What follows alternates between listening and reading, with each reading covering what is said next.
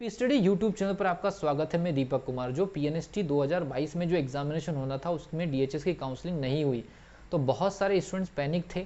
हमने भी काफ़ी ट्राई किया, बहुत सारे स्टूडेंट ने डीएचएस के हेल्पलाइन नंबर पे कॉल किया, उसका कोई रिस्पांस नहीं आया। बहुत सारे स्टूडेंट डीएचएस के ऑफिशियल जो ऑफिस है वहाँ पर, उसके जो ऑफिस में जाकर के भी इंफॉर्मेशन लिए, तब जाकर के पता चला कि डीएचएस का काउंसलिंग कराने का ऐसा कोई मूड नहीं है।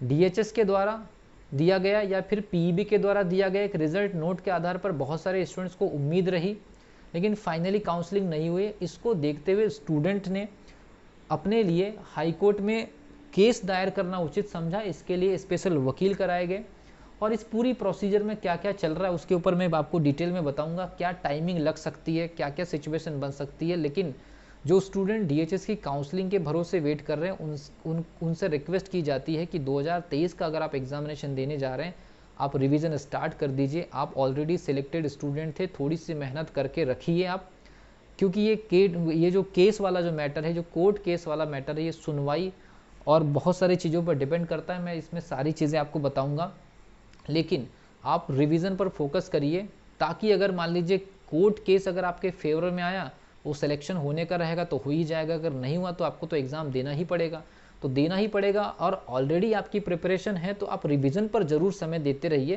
ताकि एक महीने के अंदर जो कुछ भी आपका पुराना लॉस हुआ है पढ़ाई का, उसको आप रिकवर कर सके।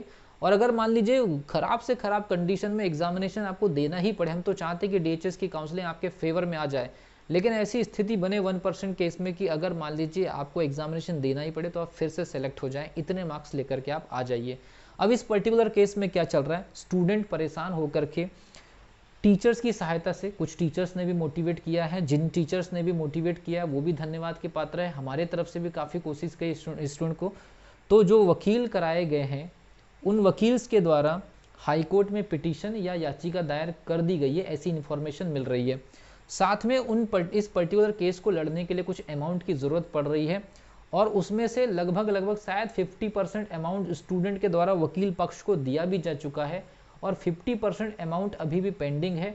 वो कोर्ट के आने वाली प्रोसीजर के आधार पर पे किया जाएगा। तो जो स्टूडेंट डीएचएस की काउंसलिंग का सपोर्ट कर रहे हैं, उनसे रिक्वेस्ट है कि जो भी स्टूडेंट का ग्रुप इस चीज़ के लिए मेहनत कर रहा है, उनको जाकर के थोड़ा थोड़ा अमाउंट भी अगर आप पे कर देंगे तो उनको भी हिम्मत बनी रहेगी। बाकी आप अपने समय निकाल करके पढ़ाई भी करते रहना है। उस पर्टिकुलर व्हाट्सएप ग्रुप से अगर जुड़ना है तो उस व्हाट्सएप ग्रुप की लिंक मैं डिस्क्रिप्शन बॉक्स में दे दे रहा हूँ। जाकर के जो भी स्टूडेंट अमाउंट कलेक्ट कर रहे हैं और आपकी इच्छा है तो आप दे दीजिए। कम से कम आप ही लोगों की लड़ाई में थोड़ी सी सहूलियत हो सकती है। इस पूरी प्रोसीजर के अंदर क्या क्या चल रहा है, इस पिटीशन के अंदर जो मेन आधार बनाया गया है कोर्ट केस का, वो बनाया गया है रिजल्ट नोट को लेकर के। रिजल्ट नोट क्या चीज़ थी? रिजल्ट नोट वो चीज़ थी कि जब रूल बुक आई थी एग्जामिनेशन की, तो रूल बुक में डीएचएस का तो जिक्र नहीं था, लेकिन जब रिजल्ट आया था तो वहाँ पर एक चीज़ लिखी हुई थी कि जीएनएम और आपके जो लोक स्वास्थ्य परिवार कल्याण विभाग, मतलब डीएचएस के सभी महाविद्यालयों में प्रवेश दिया जाएगा इस रिजल्ट के आधार पर। और उसी के बेसिस पर लगभग 1050 सीट पर काउंसलिंग होने की उम्मीद थी, जो कि आज तक नहीं हुई। डीएमई की काउंसलिंग के ड्यूरेशन में स्टूडेंट परेशान थे और ये चाह रहे थे कि डीएमई की काउंसलिंग होने के बाद शायद डीएचएस कुछ दे दें, लेकिन बहुत सारे स्टूडेंट शांत रह गए। उसके बाद कुछ स्टूडेंट ने थोड़ा सा एक एफर्ट लिया कि हम सीधे ऑफिस में जाकर के पूछते हैं। तो डीएचएस के द्वारा या डीएचएस से जुड़े हुए लोगों के द्वारा ये उधर से ओपिनियन आता है कि हमने तो इसको 0 ईयर घोषित कर दिया है, इस वजह से हम काउंसलिंग में नहीं जा रहे हैं।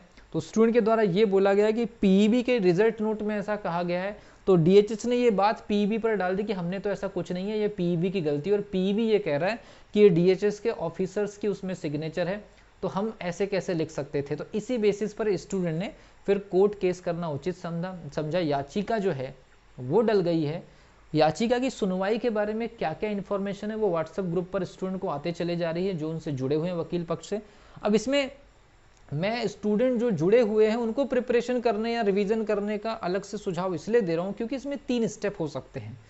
पहला स्टेप ये हो सकता है, ये होगा ही, पहला स्टेप यही होगा, स्टूडेंट पक्ष को सुना जाएगा, जिसकी बात जो रेलेवेंट वकील कराए गए हैं उनके द्वारा वहां पर रखी जाएगी। तो स्टूडेंट पक्ष को सुना जाएगा, मतलब स्टूडेंट नहीं होंगे, स्टूडेंट पक्ष की सुनवाई करने के लिए या स्टूडेंट पक्ष की बात को रखने के लिए वो जो अथॉराइज वकील स्टूडेंट के द्वारा करवाए गए हैं वो अपनी बात रखेंगे। रिजल्ट नोट को लेकर के, डीएचएस पीईबी की काउंसलिंग को लेकर के जो भी रिक्वेस्ट है, हमने अपने तरफ से सजेशन दे दिया, वो सारी चीज़ें वो रखेंगे। दूसरा ये होगा कि उसके बाद डीएचएस को बुलाया जाएगा या डीएचएस का पक्ष सुना जाएगा, क्योंकि यहाँ पर एलिगेशन स्टूडेंट पक्ष की तरफ से डीएचएस पर लगाया जाएगा। डीएचएस फिर अपना पक्ष रखेगा और कहीं ये ना हो कि डीएचएस इस बात को पीईबी पर फेंक दे कि ये हमारी गलती नहीं थी, पीईबी हो सकता है कि फिर पीईबी को भी यहाँ पर बुलाया जाए। तो 3 लेवल पर ये स्टोरी हो सकती है, या तो ये हो सकता है कि दूसरे लेवल पर डीएचएस और पीईबी दोनों को एक साथ बुला लिया जाए सुनवाई के लिए। तो प्रथम लेवल की, द्वितीय लेवल की और तृतीय लेवल की, ये 3 सेपरेट लेवल की सुनवाई होने के बाद कुछ फैसला हो कि काउंसलिंग होगी या नहीं होगी। या फिर हो सकता है पहले पक्ष में, स्टूडेंट पक्ष में वकील को सुन लिया जाए और दूसरे पक्ष में डीएचएस और पीईबी दोनों को कंबाइन बुला करके फैसला दे दिया जाए। और ऐसी नॉर्मल प्रोसीजर में 15-17 दिन का टाइम लग जाता है। तो आई होप कि ये पूरी की पूरी प्रोसीजर 1 महीना प्लस भी जा सकती है। अगर सही डेट, सही तारीख और सही समय पे सुनवाई हो गई और सही समय पे फैसला आ गया तो इसको भी हम 1 महीने का समय मान के चलते हैं। अगर मान लीजिए ये मामला अगर 15 अप्रैल से 15 मई या 20 मई तक खिंचा गया तो आपके पास एक मार्जिनल टाइम अपने आप को संभालने के लिए नहीं होगा। इसीलिए जो स्टूडेंट इस पर्टिकुलर चीज़ से जुड़े हैं अपनी प्रिपरेशन जरूर करते रहिए, एटलीस्ट 7-8 घंटे, क्योंकि ऑलरेडी आप सिलेक्टेड स्टूडेंट हैं। लेकिन इसका मतलब ये नहीं कि आपने पिछले बार जितना नंबर बनाए थे उतने ही नंबर आप बना लेंगे। आपको थोड़ा सा एफर्ट डालना पड़ेगा अपनी प्रिपरेशन में।